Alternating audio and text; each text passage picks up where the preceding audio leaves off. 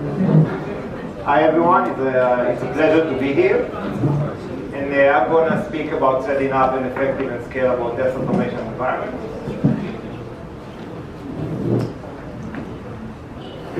Alright, so a few things about me. I'm maintaining and developing an open source project that contains a variety of automation tools and extensions in the form of Java libraries.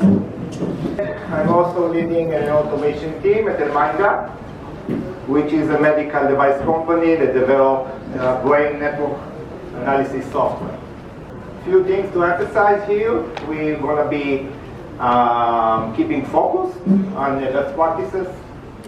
We're going to keep it simple, and we're going to a bit of more diving into low-level details in terms of code examples, in terms of practical use cases. 2 years ago, I started my journey in Testingmind along with my great team, and we had the mission to build the automation entirely from scratch. And this is a lot of this is something that is extremely challenging and requires a lot of research regarding the relevant tools for the testing framework, regarding stability, scalability, and the adjustment to the overall product. So, from my experience, 5 key points of great automation. So, as the former speakers mentioned already, I'm very much supportive of infrastructure as code. It allows us a bunch of flexibility regarding our environments, regarding our CI pipelines. Massive using of parameters in order for our test to be flexible in terms of testing various of environments, various of browsers, and platforms. Another thing I will talk about is sharing data between test instances. This is something that is kind of challenging when you want to reach some sort of data resource and you have a different microservices or different virtual machine. We speak about that.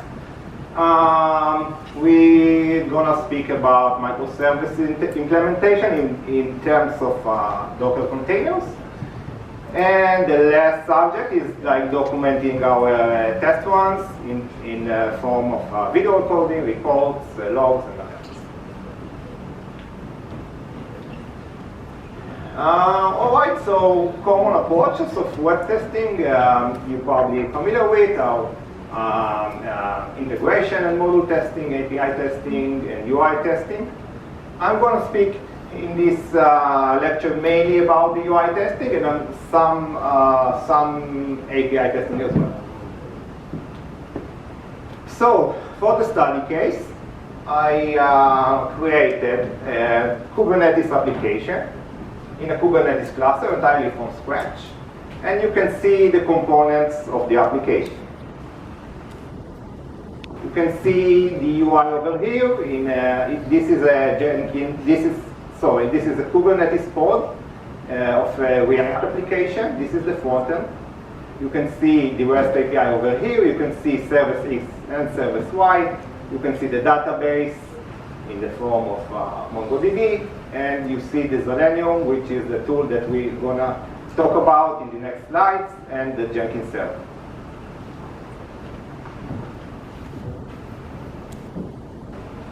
All right, so what's the motivation for testing a UI over microservices? Of course, it's going to save us plenty of resources usage. Because we are optimizing our memory allocation, CPU allocation, and overall scalability. Docker is easily integrated with the CI pipelines. Docker is free and open source, which is extremely nice. And Docker allows us and the variety of teams in the company to adjust the Docker file to wide scope of technical needs. What's the cons, what's the challenges when testing the UI over Dockers? From my experience, it's kind of requiring a versatile skill set, because you have to get your engineers skilled and trained, that they would be familiar with the overall architecture, with the DSL language, with the Docker file, and so on. And the infrastructure of the testing must be aligned to the overall infrastructure in the company or in the organization.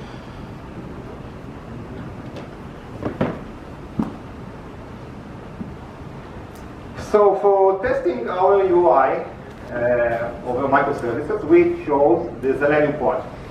Zalenium is a flexible container based on Selenium GUI that provides us a live preview, basic authentication, dashboard, and auto-scaling of a browser.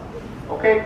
We mainly chose it because it's an open source project, it's well maintained, and we, as a team, we are familiar with the Java language, and we have the ability to adjust the open source project to our own needs, to our different technical needs. So every test starts with a test runner, right? So we are going to use a Docker file as an example for a test runner. What you see here is a Docker file which going to run a Java test, a test in Java in the framework of TestNG. So what's the basic requirements for running such tests?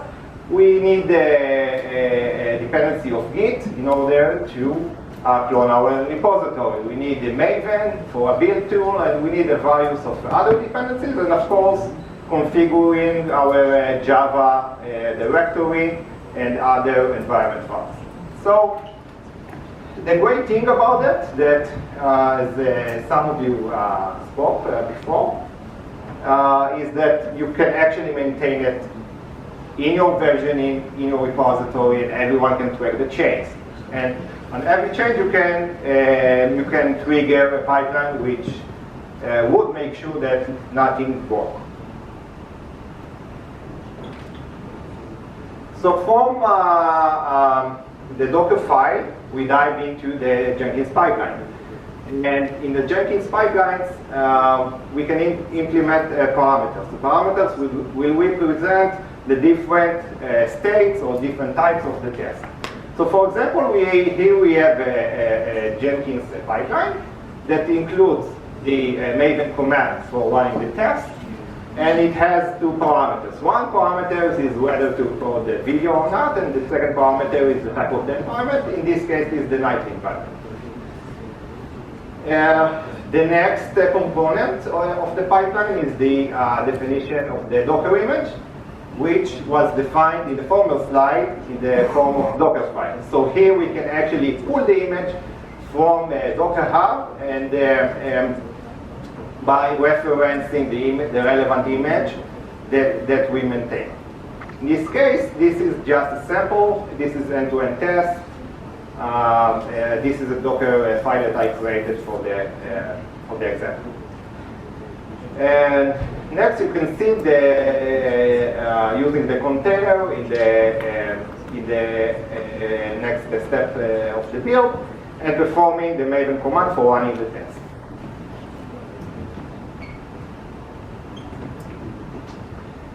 So a great feature of Zalenium, it's actually recording tests. So let's see it live.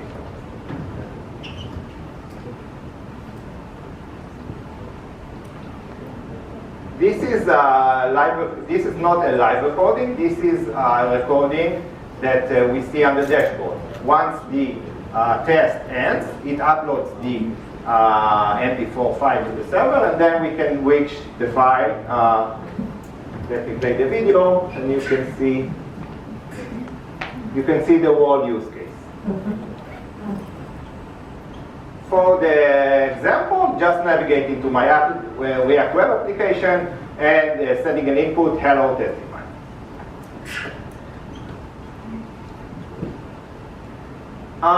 Okay, so it's a really great feature, isn't it? Like seeing visually your components, and it's nice to track, and it's important for doing some debugging and exploring the use case. But it has a downside. The downside that whenever Zalenium is setting up a container which recording the screen, it takes like plenty of resources, right? So we are getting back to the infrastructure, and then we say, okay, so how do I control the situation? Let's say there are some critical tests that we want to keep record, and some tests we want to disable the video recording due saving usage of resources. So we're gonna use the parameters again, and then we replace the Maven command the parameter of video recording to false. The next step is to deal with that, like to read the parameter in the Java code, as you see here, and defining the home capability, which send the capability to Zalenium Hub that defines the container. Then the Zalenium Hub will surely know that he should create a container that does not record the video.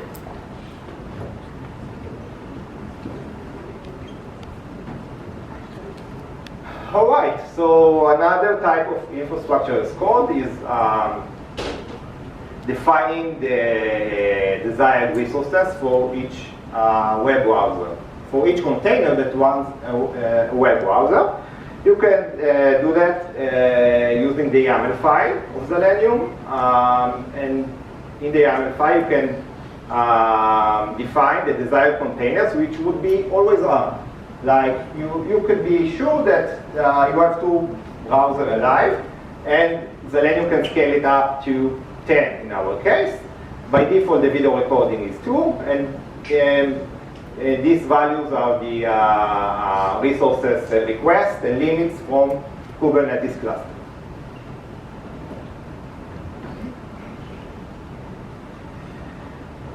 Another nice thing to do in the infrastructure as code, we can change the idle time. The idle time is actually telling the Zalenium Hub how many times to keep the browser up after the test ends. So in some cases, we want to keep it up, like for the debugging reasons and other reasons.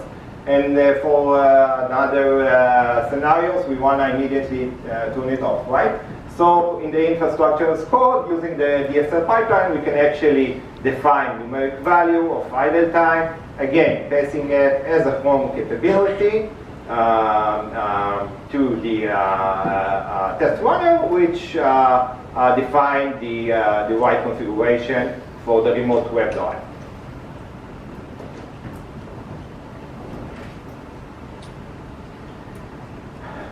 All right, so let's get a bit more complex, and let's speak a little bit about sharing data between test instances. All right. So let me give you an example from my company. We are dealing with PDF reports, and we wanna perform some algorithms or analysis on the PDF reports. We are using a UI scenario to download the report. So actually the UI scenario is downloading the file into the storage of the browser, of the Kubernetes pod that runs a container. There is a designated storage for that, and it saves the file there. But the file is not shared by default with the other pods. So what we are going to do? There is an inner mechanism in Kubernetes, the persistent volume mechanism, which manage and allocate storage resources for the different pods. So we are going to basically define such a PV, persistent volume, and mount the directory by the test runner to the Zalenium node and the Zalenium Hub. All right, so we are defining the in this example we are defining the persistent volume as a local storage, and then let's see how we share it.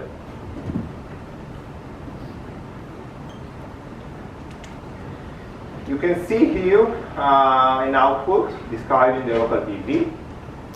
And you can see that in the output of Jenkins, we are mounting the download folder that would be readable and visible to the ports that I mentioned.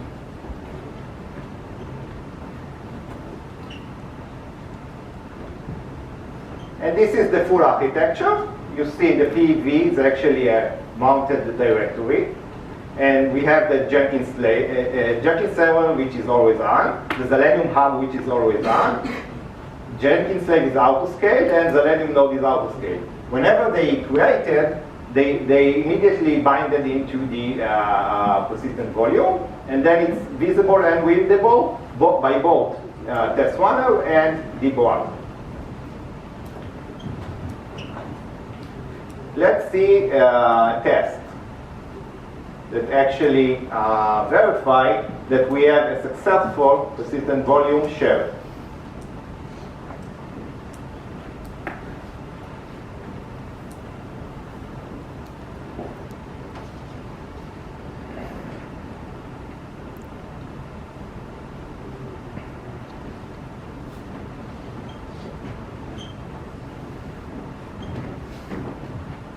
Alright, so here you can see the Jenkins pipeline with the Docker image that we defined.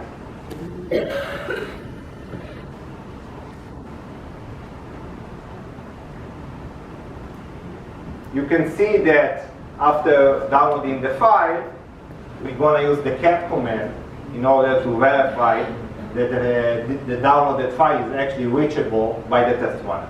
Alright, now let's run the test.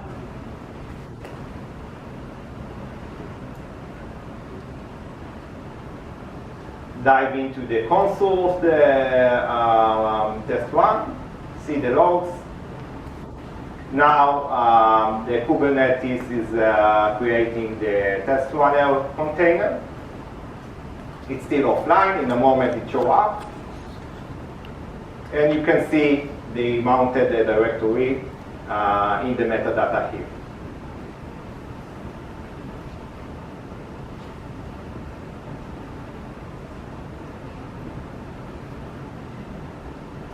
Again, you can see the Docker image.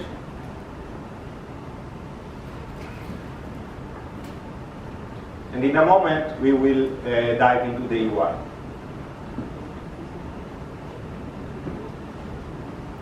Running the Java test here. Then going to Zalenium live preview, we can actually see a live action of the test. And immediately we will see the download scenario.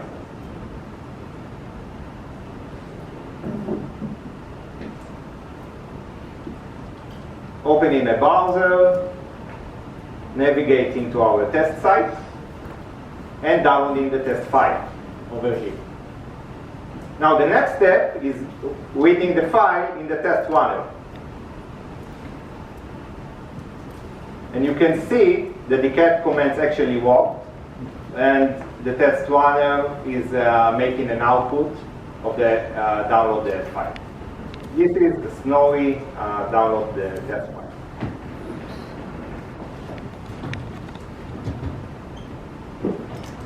All right. Let's speak a bit about running tests in parallel.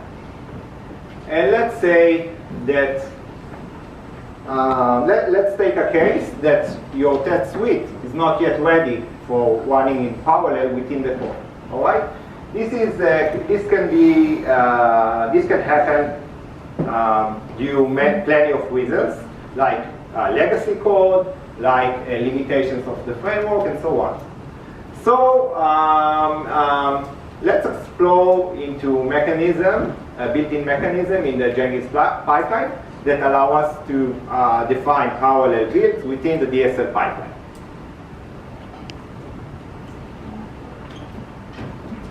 As you can see in this example, very easy to see that we have a stage of parallel running, and then in each stage we define a different build.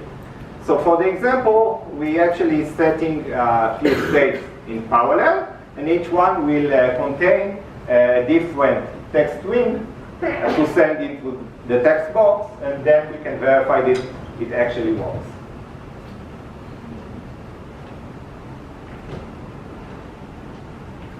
Let's play the test.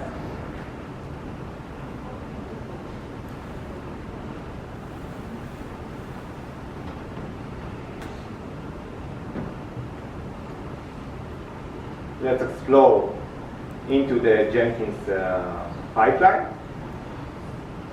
I hope you can actually see that. Running the parallel state. Then we should make sure that the containers are actually being created. We can see in the output of the get pods command, right now there are no test containers. In a moment they will show up. And this is the first one.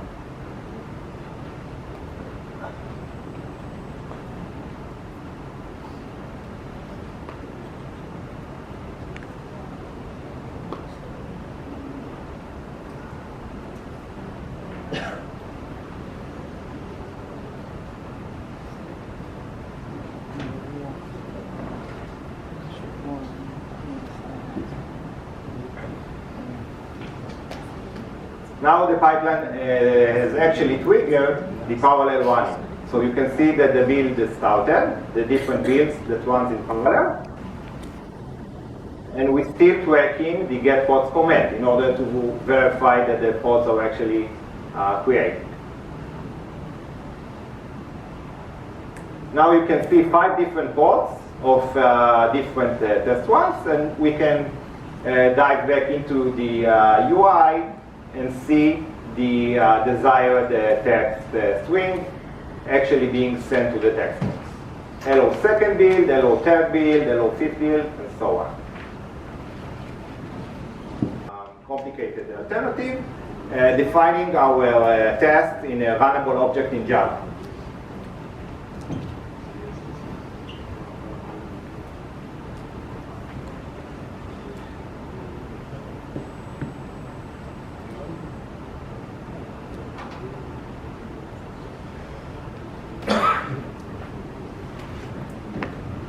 So as you can see here, we actually have just one thread, which is a multi-thread test.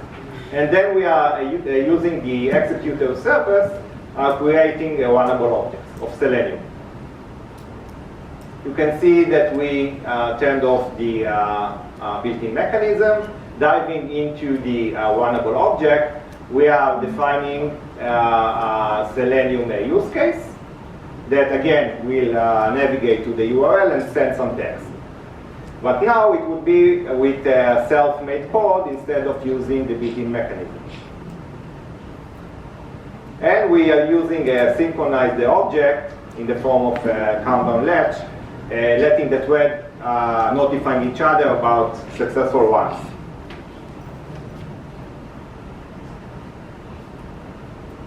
Again, running the test and verifying that the Zalenium environment is actually up to scale. And you can see again, this time, 6 containers of Zalenium browsers. Then diving again into the UI and seeing the string. This time it says, hello from Selenium thread using self-developed Java.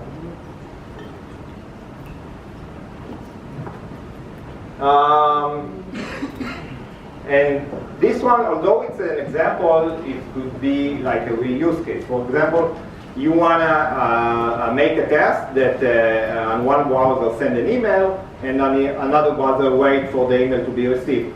So you, in order like to save time and resources, you can use the runnable objects and do that actually in parallel in the same test.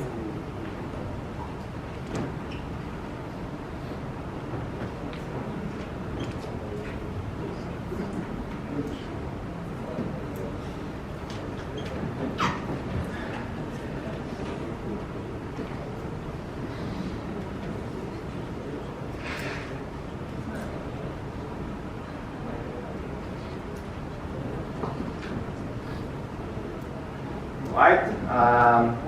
So up to now, we explored 3 different types of running tests in parallel. We explored sharing data between test resources, and we explored the parameters usage in the infrastructure as code. Let's speak a bit about reporting. We decided to use the Aloo report. It's also a Java project. It's open source, and it allows us to do plenty of modifications according to our needs. We can integrate the Aloo report in a post-action step in our Jenkins pipeline using the Aloo plugin in Jenkins.